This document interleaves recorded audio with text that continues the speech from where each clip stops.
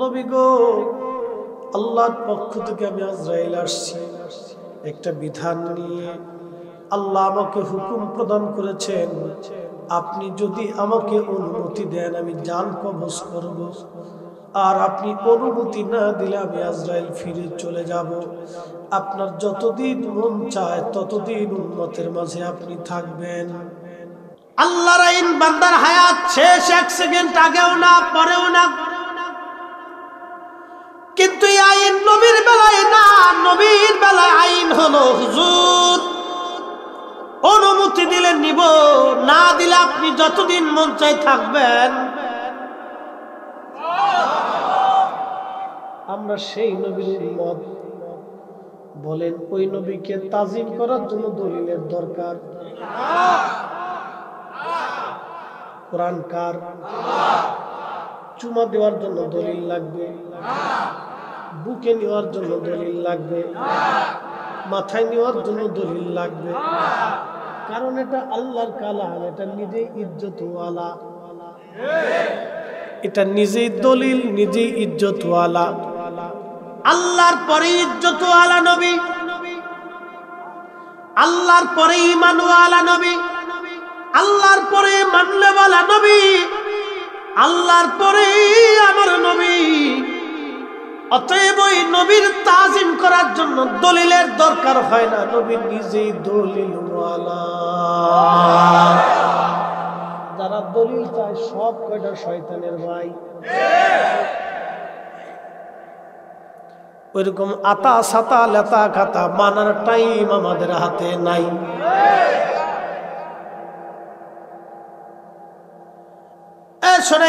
মুসলমান কবি মনোযোগ দিয়ে যান। আল্লাহর জিবরাইল আজরাইল বলে হুজুর অনুমতি দিলে জান কবজ করব, যদি না দেন আমি ফিরে চলে যাব। আল্লাহর নবী জিবরাইলের দিকে তাকায় বলেন, ভাই জিবরাইল হুকুম কি রকম? হ্যাঁ ইয়া রাসূলুল্লাহ, আল্লাহর আইন এরকম আপনার জন্য, আপনার আগেও এরকম কারো জন্য নাই, আপনার পরেও এইরকম আইন আর কারো জন্য হবে না। নবী গো অনুমতি দিলে আপনাকে নিয়ে যাওয়া হবে, তবে একটা কথা শুনে রাখেন, আপনার মাসুক আল্লাহ আপনার দিদারে আগ্রহী হয়ে আছে গো নবীজি। আল্লাহ আপনার দিদারের অপেক্ষায় আছে। আল্লাহ নবী কেঁদে ফেলে দিয়ে বলেন, জিবরাইল আর দেরি করো না, আল্লাহ যেহেতু অপেক্ষায়, অতএব আর দুনিয়াতে আমি থাকতে চাই না, আমি চলে যেতে চাই আল্লাহর দিদারে, আমার মাসুকের দরবারে আমি চলে যেতে চাই।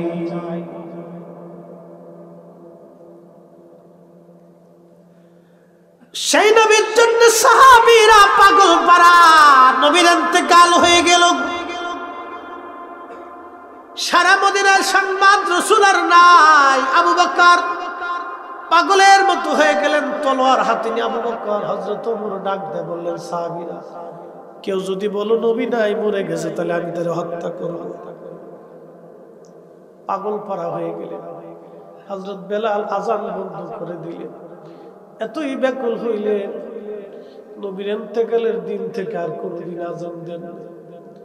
মসজিদে নববীতে তাকে কেউ দাঁড়া করাইতে পারে নাই, ব্যাকুল আর পাগলের মতো হয়ে গেল। মদিনা তার কাছে অসহ্য লাগতে লাগলো। অসহ্যটা কেমন? অর্থাৎ আল্লাহর নবীর স্মৃতি বিজড়িত জায়গাগুলি দেখে বেলাল সহ্য করতে পারতেছিল না। এমন কিছু দেখবেন, মা সন্তানকে ভালোবাসে, সন্তান যদি মারা যায় মা সন্তানের ওই কাপড়টা ধরে ধরে কাঁদে, সন্তানের বিছানার পাশে বসে বসে মা কাঁদে, কারণ ওই সন্তানের স্মৃতিগুলি মা ভুলতে পারে না। সন্তানের কাপড় ধরে, শার্ট ধরে কাঁদে, সন্তানের রুমাল ধরে কাঁদে, সন্তানের পড়ার টেবিল ধরে ধরে মা কাঁদে, সন্তানের বিছানা ধরে ধরে মা কাঁদতে থাকে। সন্তানের কবর দেখে মা কাঁদে, কবরের পাশে দাঁড়ায় দাঁড়ায় মা কাঁদে। সাহাবী বেলাল এতই পাগল, রওজা শরীফ দেখে আর সহ্য করতে পারতেন না, মসজিদে নববী দেখলে সহ্য করতে পারতেন না, হুজুরের স্মৃতিগুলি দেখলে সহ্য করতে পারতেন না। আল্লামা শাইখ আব্দুল হক মুহাদ্দিস দেহলভী মাদারিজুন নবুওয়াতের মধ্যে লেখেন, ইমাম কিরমানি শারহে বুখারীর মধ্যে তিনি লেখেন, বেলাল পাগলের মতো হয়ে গেছে। ডাক দেখ আবু বকর, বিদায় দাও, আর মদিনায় আমি থাকবো না। কেন রে বেলাল, কি জন্য তুমি মদিনায় থাকবা না? আবু বকর ডাক দেয়া, বেলাল ডাক দেখ আবু বকর রে, তোমরা নবীর স্মৃতি বিজড়িত স্থান রওজা দেখলে সহ্য করতে পারো, আমি বেলাল যখন ওই দিকে তাক আমার কলিজা ফেটে যায়, আমার সহ্য হয় না রে আবু বকর, বিদায় দাও, আমি শুধু সিরিয়াতে চলে যাব। হযরত আবু বকরের কাছ থেকে বিদায় নিয়ে চলে গেলেন। বহুদিন সিরিয়ার দামেস্কে বেলাল স্বপ্নের ঘরে দেখতেছে রাহমাতুল লিল আলামিন তশরিফ আনছে। ডাক দেয়া কয়, বেলাল তুমি আমার সঙ্গে কেমন জুলুম শুরু করছো বলো, আমার জিয়ারতে কেন আসো না? বেলাল আমি নবীর জিয়ারত করার জন্য। চিৎকার মেরে জোরে বলেন না ইয়া রাসূলুল্লাহ, হায় হায় হায়, নবী ডাকতে গেছে একজন আশিক রে বেলাল, ও বেলাল আমার জিয়ারতে। আল্লাহর নবীকে এমন পাগল করছিল বেলাল ভালোবাসা দিয়ে, আল্লাহর নবী মদিনায় থেকে তাকে ডাকতে গেছে, বেলাল আমার জিয়ারতে কেন আসো না? আমি নবীর জিয়ারতে কেন তুমি বসো না? বেলাল আমার সাথে কেন জুলুম করতেছ? বেলাল ইমাম তাকিউদ্দিন সুবকি শিফাউস সাকামের মধ্যে লিখলেন, বেলাল পাগলের মতো হইয়া সিরিয়ার থেকে রওনা করছে। রওজা শরীফে যখন আসছে, কাঠের জালি দিয়ে রওজা মোবারক ঘিরে রাখা ছিল। নবীরে পাগল রওজা শরীফের কাঠের জালি মুবারকের সঙ্গে মাথা ঠেকায় গুনগুন করে কান্দে আর বলে, ইয়া রাসূলুল্লাহ, গোলাম হাজির, গোলাম আপনার কদম মুবারকে হাজির হয়ে গেছে। আপনি আসতে বলেছিলেন, আমি আসছি।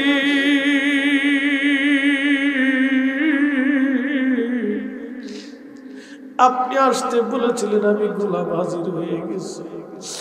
আল্লাহ রাসূল বলেন, মান যারা কবরি ওয়াজাবাত লাহু শাফাআতি ইয়াউমাল কিয়ামাহ, দুনিয়াতে যে আমার জিয়ারতে আসলো, কিয়ামতের মাঠে তার জন্য সুপারিশ করা আমার জন্য দায়িত্ব হয়, আমি নবীর জন্য ওয়াজিব হয়ে যাই। দুনিয়াতে যে আমি নবীর জিয়ারতে আসলো, কিয়ামতের মাঠে তার জন্য সুপারিশ করা আমার জন্য কর্তব্য হয়, আমি নবীর জন্য ওয়াজিব হয়ে যাই। যুগে যুগে কত নবীর আশিক সুদূর মদিনায় গেছে আমার নবীর জিয়ারত করার জন্য, নবীর কদমে হাজিরা দেওয়ার জন্য। এখনো বহু হাজী মদিনায় গেলে রওজা শরীফ দেখার সঙ্গে সঙ্গে চোখের পানি ফেলে ফেলে কাঁদে। মদিনা থেকে আসার সময় হাজিরা কান্দে। অনেক গরিব হাজিরে দেখছি মদিনায় রওজা মুবারকের দিকে তাকায় কান্দার বলে, ইয়া রাসূলুল্লাহ, জীবনে আর কোনদিন আপনি নবীর কদমে আসার আর বুঝি সুযোগ আমার হবে না। কাঁদতে থাকে। মদিনার থেকে বিদায় নেওয়ার সময় অনেক হাজি স্থির থাকতে পারে না, পাগলের মতো কাঁদতে থাকে, স্থির থাকতে পারে না। এই ভালোবাসা দলিল দিয়ে হয় না, এই প্রেম দলিল দিয়ে হয় না, নবীর ভালোবাসা দলিল দিয়ে হয় না। দলিল দিয়ে নবীর ভালোবাসা অর্জন করা যায় না। সাহাবীরা দলিল দিয়ে নবী ভালোবাসে নাই, বিনা দলিলে নবীর জন্য তারা জীবন দিয়ে দিছে। নবীর মুয়াজ্জিন কান্দে, নতুন মুয়াজ্জিন আসে আযান দেওয়ার জন্য। আয়েশা দেখে হযরত বেলাল রওজা মুবারকের পাশে বসে বসে কাঁদতেছে। নতুন মুয়াজ্জিন ডাক দেখায়, শুনছো মদিনাবাসী, নবীর মুয়াজ্জিন ফিরে আসছে। সারা ঘর থেকে সাহাবা একরাম বের হয়ে দৌড়ায় আসছে, বেলাল ফিরে আসছে রে, বেলাল আসছে। সাহাবীরা এসে বেলালের কান্না দেখে সাহাবীরা কাঁদতেন, বলে বেলাল, নবীজির তিরোধানের পরে আর কোনদিন তুমি আযান দাও নাই, আজকে মিনারায় যাও, আমাদেরকে একটা বার আযান শুনে যাও বেলাল। কতদিন মধুর আযান শুনি না, কতদিন যে আযান নবীরে শোনাইতে, আযানটা একবার শোনা। বেলাল ডাক ডাক, সাহাবীরা রে, আমি কারে আযান শোনাবো বলো? আগে আযান দিলে আমার নামাজের ইমামতি আমার নবী করছে, নবীজি নামাজে নিজে আসছে, আজকে আযান দিলে কি নবী আসবে নি? বলো নবী আনতে পারবা না? সাহাবীরা কান্দার বলে, বেলাল আপনার কথায় আযান দিবে না? হাসান আর হুসাইন ঘরের মধ্যে আসেনি, দেখো। ইমাম হাসান আর হুসাইনকে ডেকে আনা হলো। দেখতে নবীজির মতো চেহারা ছিল, নানার চেহারা দুই ভাই পাইছিলেন। ইমাম হাসান একেবারে দেখতে নবীজির সুন্দর চেহারার অনুরূপ ছিল। হযরতে বেলাল রওজা শরীফ থেকে উঠে ইমাম হাসানকে যুবকের মধ্যে জড়িয়ে ধরে বুকের মধ্যে মাথা ঠেকাইয়া ইমাম হাসান বসে বসে কাঁদতেছে। হযরতে বেলাল আবার ইমাম হুসাইনের বুকের মধ্যে মাথা ঠেকে বেলাল কাঁদে। ইমাম হাসান ডাক দিয়ে বলল, নানার মুয়াজ্জিন, যে কণ্ঠ দিয়ে নানার আযান শুনাইতা, যে লাহান দিয়ে নানার আযান শুনাইতা, যাও এই মিনারে যাই আমাদেরকে আযান শোনাও, আমরাও সেই আযান শুনতে চাই। হযরত বেলাল আর স্থির থাকতে পারেন নাই। যে মহিলা বনু নাজ্জার গোত্রের এক মহিলার সাদ ছিল, সাদের উপরে দাঁড়ায় বেলাল আযান দিতেন। আজকেও চলে গেলেন সেই সাদের উপরে দাঁড়ায় আযান শুনে। আল্লাহু আকবার, আল্লাহু আকবার। সারা মদিনার রন্দে রন্দে আযানের আওয়াজ সরে গেল। মদিনার ঘর থেকে সাহাবীরা বের হয়ে দৌড় মারছে। হযরতে বেলাল আবার আযান দিছে, আল্লাহু আকবার, আল্লাহু আকবার। সারা মদিনার ঘর থেকে মহিলারা বাচ্চারা দৌড় মারছে। আশহাদু আল্লা ইলাহা ইল্লাল্লাহ। বৃদ্ধরা ঘর থেকে বের হয়ে দৌড় মারছে। একটা আওয়াজ চলে, নবী আসছেনি, নবী বুঝি ফিরে আসছে রে, নবী বুঝি ফিরে আসছে রে, নবী বুঝি ফিরে আসছে।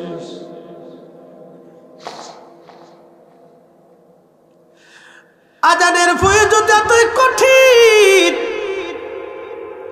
বেলালের আযানে রাসূল প্রেম এতই জটিল।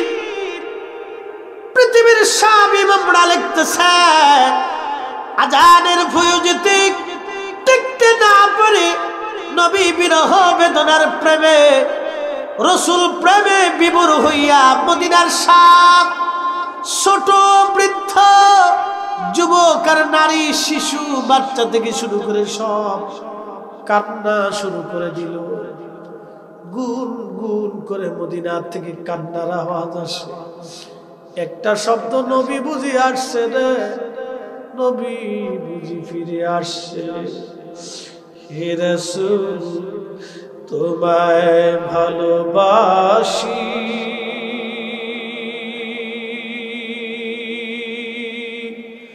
অন্তরে শুধু মুখে নয়, জান্নাতের আশা নয় হে রাসূল, জাহান্নামকেও ডরি না। তোমায় পাওয়ার আশায় মন ছুটে যায় মদিনায়, তোমায় পাওয়ার আশায় মন ছুটে যায় মদিনায়। এ আশিক দিদার দাও না, দূরে থাকিও না, এ আশিক দিদার দাও না, আর দূরে থাকিও না। হে রাসূল তোমায় ভালোবাসি, অন্তরে শুধু মুখে নয়, জান্নাতের আশা নয় হে রাসূল, জাহান্নাম কেউ ডরি না।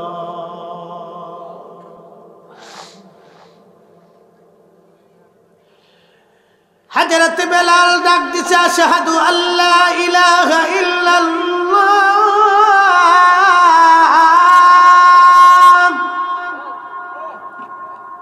সারা মদিনার মানুষ আরো কান্নার আওয়াজ বেড়ে গেল, মদিনায় কান্নার রোল পড়ে গেল। নবীকে আসেনি। আল্লামা ইমাম সামহুদিয়া লফার মধ্যে লেখে, সারা মদিনায় এমন ভাবে কান্নার রোল পড়ে গেল, নবীর ইন্তেকালের পরে মদিনার মানুষ এইভাবে আর কোনোদিন কান্দে নাই। সারা মদিনায় কান্নার রোল। বেলাল যখন আজানে যাইয়া আশহাদু আন্না মুহাম্মাদুর রাসূলুল্লাহ বলে টান মারছে, মদিনার মাটি আর স্থির থাকতে পারে নাই। কিয়ামত পর্যন্ত কার আজানে পৃথিবীর মাটি কাঁপবে না। ওই দিন বেলালের আজানে মদিনার মাটি থরথর করে কেঁপে উঠলো। চিৎকার মেরে জোরে বলবেন আল্লাহু আকবার। না না হয় না, জোরে বলেন না ইয়া রাসূলুল্লাহ।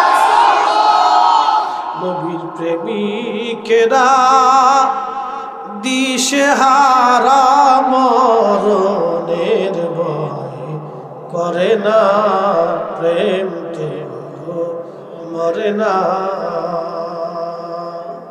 প্রেম করেছেন ওয়াসকুরুনি, ৩২ দাঁত ভাঙলেন তিনিও। নবীর প্রেমে ওয়াসকুরুনি দন্ত মুখে রাখে না, প্রেম তো মরে না, প্রেম তো মরে না।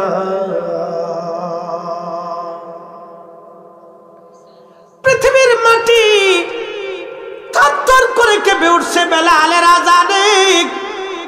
একসাথে জোরে বলেন তো আল্লাহু আকবার। নারা সমস্ত শক্তি দিয়ে বলেন আল্লাহু আকবার।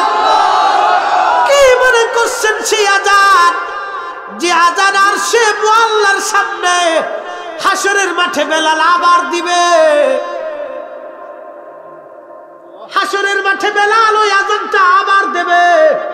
সারা হাসর মাঠি, সারা হাসরবাসী কিয়ামতের মাঠে অজ্ঞান হয়ে পড়ে যাবে বেলালের আজান শুনে। একবার জোরে বলা যাবে আল্লাহু আকবার। ওই আরেকটা আজান বাইতুল আকসাতে বেলাল দিয়েছিল। হযরত ওমর অনেক অনুরোধ করেছিলেন, বেলাল একটা আজান তুমি বাইতুল আকসায় দাও। নবীর ইন্তেকালের পরে বাইতুল আকসা যখন হযরত ওমর দখল করলেন, ওই বাইতুল আকসা যে মসজিদ নিয়ে আজ বিরাট বড় যুদ্ধ, ওই বাইতুল আকসায় আরেকটা আজান বেলাল দিয়েছিল। সাহাবী আবু দারদা এবং সব সাহাবী সেই দিন খ্রিস্টান আর মুসলমান নাই, মুসলমান সব মাটির সাথে গড়াগড়ি করছিল আজানে। হযরত ওমর স্থির থাকতে না পারে কাঁদতে কাঁদতে বাইতুল আকসার ধুলাবালির মধ্যে গড়াগড়ি খাইছিলেন। আবু দারদা রাদিয়াল্লাহু আনহু একবার এদিকে গড়ায় আবার ওদিকে গড়ায়, পাগলের মতো হয়ে গেলেন বেলালের সেই আজানখানা শুনিয়া। বেলালের আজানের ভয় এতই জটিল এবং কঠিন, মদিনার মাটিগুলি থরথর থরথর করে কেঁপে উঠছে। কি মনে করতেছেন পৃথিবীর কারো আজানে মাটি কাঁপে নাই? কারো আজানে কোনদিন পৃথিবীর মাটিতে ভূমিকম্প হবে না, কিন্তু একজনের আজানে পৃথিবীতে ভূমিকম্প হয়েছিল, সেটা হযরত বেলালের আযানের জমিন পর্যন্ত স্থির থাকতে পারে নাই, মাটি পর্যন্ত স্থির থাকতে পারে নাই। কিয়ামতের মাঠে বেলালকে দিয়ে আল্লাহ আবার আরেকটা আযান দিয়ে হবে, বেলাল তুমি আরেকটা আযান কিয়ামতের মাঠে দাও, আমার বান্দাদেরকে শোনাও, যে আযান শুনিয়া সাহাবীরা পাগল হয়ে যাইতো। সেই হাসরের মাঠে বেলাল আরেকটা আযান দিবে, আযান এতই ফুয়ুজুদ হাসরবাসীরা পর্যন্ত স্থির থাকতে পারবে না। চিৎকার মেরে জোরে বলেন না ইয়া রাসূলুল্লাহ। ওগো দলিল দিয়ে নবীর ভালোবাসা হয় না, নবীর ভালোবাসা যার কলিজায় আসে এটা হলো তাকদীর। কথা কন না কেন, এটা ভাগ্য। সবার নসিবে রাসূল প্রেম হয় না, ইশকে রাসূল হয় না, নবীর পক্ষে বাপ সবাই থাকতে পারে না। নবীর পক্ষে থাকার জন্য কপাল লাগে। কি লাগে? কপাল লাগে, কপাল লাগে, কপাল লাগে, কপাল। বেলালের মতো কপাল লাগে, নসিব লাগে। ওয়াসাল কারনির মতো নসিব লাগে, হামজালার মতো কপাল লাগে, জুলাইবিবের মতো কপাল লাগে, সাহাবায়ে কেরামের মতো কপাল লাগে। কপাল কপাল। সুমাইয়ার মতো কপাল লাগে, আম্মা জান খাদিজার মতো কপাল লাগে। যারা নবী ভালোবাসে বিনা দলিলে, তারা আম্মা জান খাদিজার দল, আবু বকরের দল, ওমরের দল, উসমানের দল, ওয়াসাল কারনির দল, হামজালার দল, বেলালের দল। কথা কন না কেন, ঠিক কিনা? আমরা সুন্নিরা বিনা দলিলে ভালোবাসি। তোমরা যারা শিরিক আর বেদাতের তবকা দাও, আমরা যতই চিল্লা পাল্লা করো নবীর দুরূদ ছাড়বো না। জমিন কার? আসমান কার? এই জমিনে আল্লাহর শব্দটা কোরআন যেমন চলে, কোরআনের আইন যেমন চলবে, নবীর সুন্নতের আইন যেমন চলবে। কথা কন না কেন? এই জমিনে আল্লাহর আইন যেমন চলে, রাসূলের সুন্নতের আইন তেমন চলে। এই জমিনে নারে তাকবীরের স্লোগান যেমন চলবে, নারে রিসালাতের স্লোগানও তেমন চলবে। নারে তাকবীর স্লোগানের পরে যারা রিসালাতের স্লোগান মানো না, আমরা বুঝার আর বাকি নেই, তোমরাই শয়তানের দালাল। আর কথা বলেন ঠিক কিনা? জমিন কার? আসমান কার? আল্লাহর জমিনে নারে তাকবীরের পরে রিসালাতের স্লোগান চলবে। কথা বলেন ঠিক না বেটে? এটার জন্য আবার দলিলের দরকার। লা ইলাহা ইল্লাল্লাহর পরে মুহাম্মদুর রাসূলুল্লাহ চলে, আতিউল্লাহর পরে আতিউর রাসূল চলে, আল্লাহর আনুগত্যের পরে রাসূলুল্লাহর আনুগত্য চলে। তো আল্লাহর স্লোগানের পরে রাসূলুল্লাহর স্লোগান চলবে না, কারণটা কি? এটা কি তোমার বাপের জমিন নাকি? ধর্ম কি তোমার বাপের ধর্ম নাকি? আল্লাহর স্লোগানের পরে রাসূলুল্লাহর স্লোগান চলবে, আল্লাহর জমিনে রাসূলুল্লাহর দুরূদ সালাম চলবে। কথা বলেন ঠিক কি না? আইসে খালি বেদাত বেদাত কে শিক্ষা করতেছে। কি আশ্চর্য! আল্লাহ পাকের ভয়াবহ ফিতনা থেকে আমাদেরকে হেফাজত করুন বলেন আমিন। মুহতারাম উপস্থিতি, রাসূল করিমের সাহাবায়ে কেরাম এতইটা পাগল পাড়া সেদিন হয়েছে। আহা, সারা মদিনার মানুষ সেদিন কেঁদেছে। কি ছোট্ট, কি বৃদ্ধ, কি যুবক, কি পুরুষ, কি নারী, সবাই সেদিন কাঁদছে। এত পরিমাণে কান্না, আল্লাহু আকবার। যেমন মদিনার মানুষ কেঁদেছে, তেমন পৃথিবী পর্যন্ত ভূকম্পিত হয়েছে। বেলাল অজ্ঞান হয়ে গেলেন, আর আযান দিতে পারেন নাই। এই মদিনাতে তার জীবনের শেষ আযানটা ছিল। রাসূল করিমের রওজা মুবারক থেকে বিদায় নিয়ে পাগল চলে গেলেন। বিরহ বেদনা বুকে নিয়ে সিরিয়াতে আর কোনোদিন ফিরে আসেন নাই, আর কখনো ফিরে আসেন নাই। আর একটা আযান তিনি বাইতুল আকসাতে দিয়েছিলেন।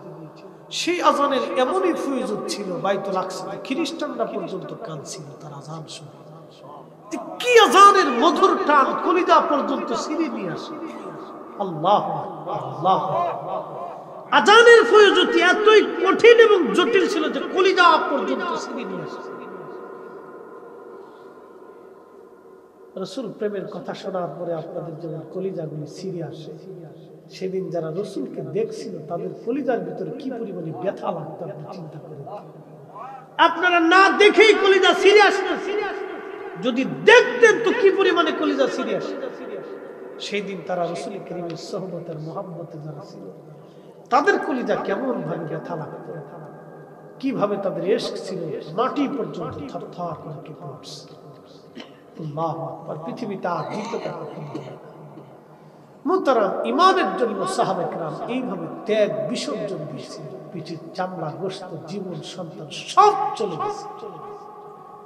আমাদেরকেও রসুলের মোহাব্বতে আল্লাহর গোলামীর পথে আমাদেরকে সেই ত্যাগ স্বীকার করতে হবে, নিজের হৃদয়কে উজালা করতে হবে। যদি আমরা করতে পারি তাহলে আমরা সাকসেস হব, আমরা পরিপূর্ণ হব, আমরা আমাদের জীবনকে সার্থক করে তুলতে পারব। প্রিয় উপস্থিতি ভাই আমার, দুনিয়ার থেকে আমরা সবাই পরপারে চলে যাব। আজ থেকে 100 বছর আগের কবরের পাশে কেউ দাঁড়ায়? এই সোনাইমুড়ি গোরস্থান আছে না? কত বছরের গোরস্থান? বয়স কত হতে পারে? 70-80 বছর, আরো যদি বেশি হয় ধরেন 100 বছর। 100 বছর আগে যারে কবর দিছে তার কবরের পাশে দাঁড়ানোর কেউ আছে? কেউ নেই। তার কবরের চিহ্ন পর্যন্ত হারাই গেছে। 100 বছর আগের কবরের চিহ্ন নেই। ছেলে ভুলে গেছে, নাতি ভুলে গেছে, পুতিরা ভুলে গেছে, তাদের সন্তানরা ভুলে গেছে, সব ভুলে গেছে। একটা কথা মনে রাখবেন, যিনি ভুলে নাই তিনি নবী। কি বিশ্বাস হয় না? হয় না? যিনি ভুলে নাই তিনি নবী। যে রাসূল আমাকে কিয়ামত অবধি পর্যন্ত ভুলবে না, জান্নাতে না নেওয়া পর্যন্ত ভুলবে না, আমি সেই রাসূলের পক্ষ না নিয়ে আমি নবীর দুশমনের পক্ষ নিয়েছি। হাই কপাল আমাদের, বদনসিব। উম্মতের বদনসিব কতটা হলে রাসূলের ইজ্জতের বিরুদ্ধে দাঁড়ায়। এই উম্মতের নসিব কত বড় বদ হলে রাসূল করিমের শানের বিরুদ্ধে দাঁড়ায়। আপনাকে এত দলিল কেন?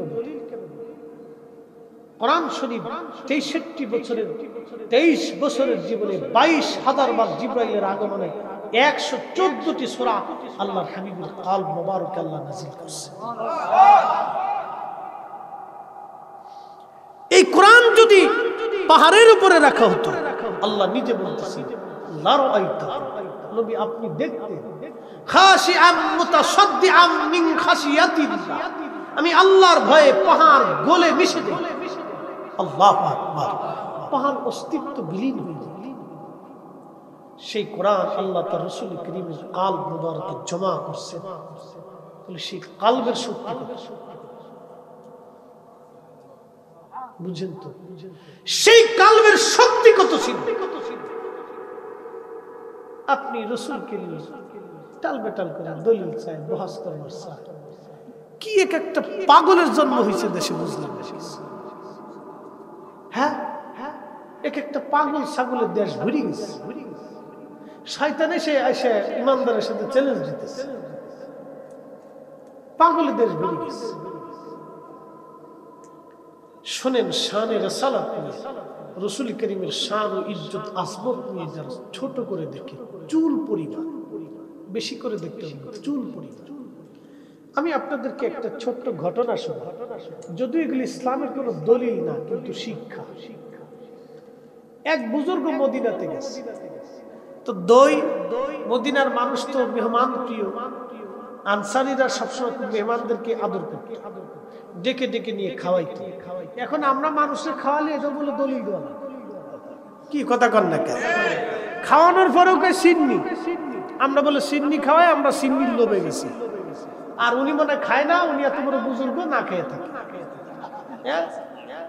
চিন্তা করতে হয়। আর 4 দিনে খাওয়াইলে বলে কবরের আযাব বাড়ে। মানে শয়তান কত কোয়ালিটির শয়তান হয়েছে, আপনি একটু চিন্তা করেন। কত বড় শয়তান। রাসূলের এক সাহাবী হযরত সাদ রাদিয়াল্লাহু আনহু বুখারীতে আসছে, এসে বলি ইয়া রাসূলুল্লাহ আমার মা মারা গেছেন, মার জন্য কি কিছু সাদকা দিতে পারি, মানে কিছু কি আমি আল্লাহর রাস্তে খরচ করতে পারি? নবী বললেন হ্যাঁ পারো। বলে হুজুর এর সওয়াব কি মার কবরে যাবে? বলে হ্যাঁ যাবে। বলি ইয়া নবী আল্লাহ আমার একটা খেজুরের বাগান আছে। কিসের বাগান? খেজুর কি মাথায় ডলে না খায়? এটা খাদ্য না? এটা কি খাদ্য না? আচ্ছা খেজুরের বাগান আছে হুজুর, আমি খেজুরের বাগানটা আল্লাহর রাস্তে আমি এটাকে মুক্ত করে দিলাম, সদকা করে দিলাম, সবার জন্য উন্মুক্ত করে দিলাম। তার অর্থ হচ্ছে খেজুর মানুষ খাবে, যে সওয়াব হবে এই সওয়াবটা হযরত সাদের মায়ের কবরে যাবে। তাহলে তারা যদি খেজুর খাওয়াইয়া মায়ের কবরের নেকি পাঠাইতে পারে, আমরা কেন গরুর গোশত, খাসির গোশত, বিরিয়ানি, জিলাপি, মিষ্টি, মিষ্টান্ন দোয়া করিয়া মার কবরে সওয়াব দিতে পারবো না? পাগলের জন্ম দেশে কত উপকার রয়েছে কল্পনা করতে পারে, চিন্তা করতে পারে। মাদ্রাসায় দিলে কি খায় না নাকি? বিল্ডিং করে না, বুঝতে পারছি। এরা মনে করে কি জানেন, এদের কথা হচ্ছে যে ওই আজেরা মানুষ শিয়াল কুত্তে, আমি তাদের একটা ভাষা শুনেছিলাম, শিয়াল কুত্তে খায় লাভ, মানে তাদের ভাষায় হলো আম জনতা হলো শিয়াল কুত্তে, কিন্তু এই শিয়াল কুত্তের কাছ থেকে আবার কিন্তু জাকাতের টাকা নেয়, এই শিয়াল কুত্তের কাছ থেকে আবার ইয়ে নেয়, ফেতরার টাকা নেয়, সামরা লুয়ে যায়, ও সময় খুব আস্তাগফিরুল্লাহ আল-আযীম। আল্লাহ তাদেরকে হেদায়েত করুক, সকলে বলে না আমিন। বাপ একটা কথা বলি, আল্লাহ কারে মঞ্জুর করছে আমরা জানি কি? কথা কর না কেন? জানি। আলেম হইলেই যে আল্লাহর কাছে মঞ্জুর হয় বিষয়টা কিন্তু তা না। আল্লাহর দরবারে কার দাম বেশি? ইন্না আকরামাকুম ইনদাল্লাহি আতকাকুম, যার অন্তরে আল্লাহর ভয় বেশি। ও রিকশাওয়ালাও হতে পারে, দিন মজুর হতে পারে, শ্রমিক হতে পারে, সাধারণ লোক হতে পারে, ও জেনারেল হতে পারে, এই মাস্টার হতে পারে, ও প্রিন্সিপাল হতে পারে, সাইকুল হাদিসও হতে পারে, নরমালও হতে পারে, সাধারণও হতে পারে, ডাক্তারও হতে পারে। আল্লাহর ভয় যার অন্তরে বেশি তার দাম আল্লাহর কাছে বেশি। কথা কন না কেন? ঠিক কিনা? এই কথাকে আমি বলছি না আল্লাহ বলছে? আল্লাহ বলছে। এই কথা বুঝে দেয়। আমি ফরিদি সাহেব বক্তা হয়েছি বিদায় যে ওলি হয়ে গেছে তা তো না।